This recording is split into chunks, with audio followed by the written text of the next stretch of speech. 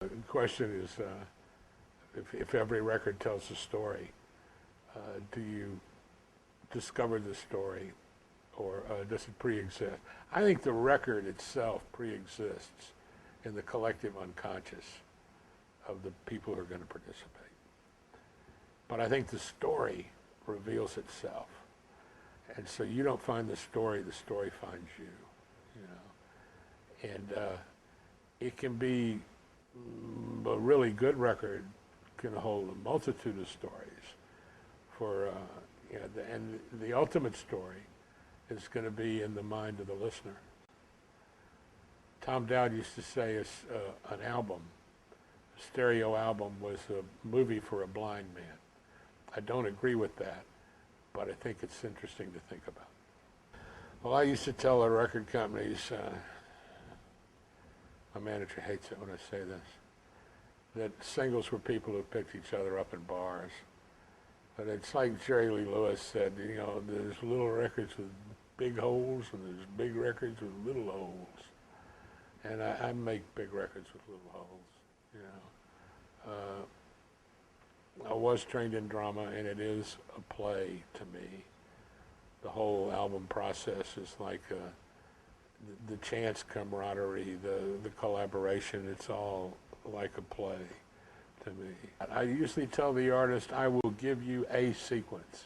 If you like it, fine. If you don't like it, fine. You know, do it yourself. Get the guy with the coffee to do it. I can make a hell of an album sequence, a vinyl album sequence. I'm quick to admit I don't understand CD sequencing, and I'm not sure anybody does.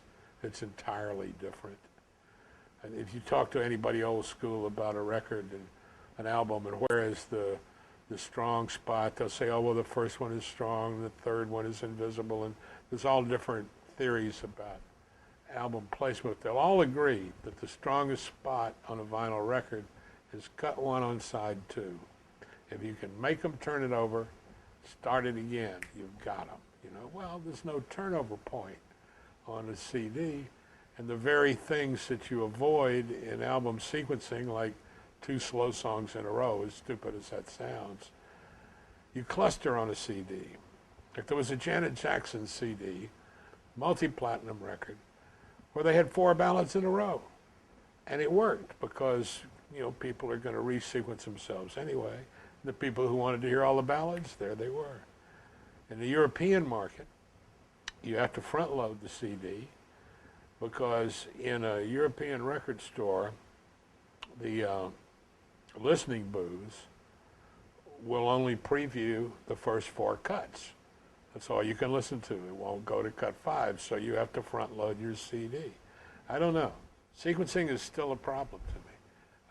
Like I said, I give the artist a sequence, but if they can beat it, fine, please do.